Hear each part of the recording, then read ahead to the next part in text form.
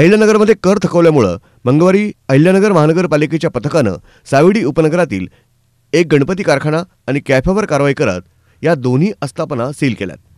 इतर 2 मालमत्ता धारकांनी आठवडाभरात पैसे भरतो असं सांगितल्यानं त्यांच्यावरील कारवाई तात्पुरती टळली आहे.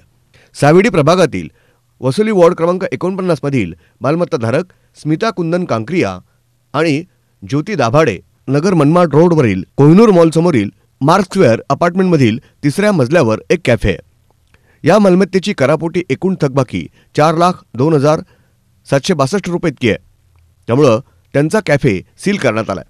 वॉर्ड क्रमांक 47 मधील बालिकाश्रम रोडवरील भिंगारदेव मळा येथील मालमत्ता धारक भागवत यांचा गणपतीचा कारखाना असून त्यांच्याकडे मालमत्ता कराची एकूण थकबाकी रुपये 2,30,197 इतकी आहे. शहरातील ज्या मालमत्ता धारकांकडे कर थकीत आहेत त्यांनी तातडीनं कर भरणा करावा, अन्यथा महानगरपालिकेच्या वतीनं थेट मालमत्ता जप्त केल्या जाणार असल्याचं वसूल विभागाच्या वतीनं सांगण्यात आलं. दरम्यान मनपाची मालमत्ता धारकांकडे तब्बल 213 कोटी रुपयांची थकबाकी आहे. ब्युरो रिपोर्ट, न्यूज डेस्क, महानगरची लाईफलाईन, मेट्रो न्यूज, अहिल्यानगर.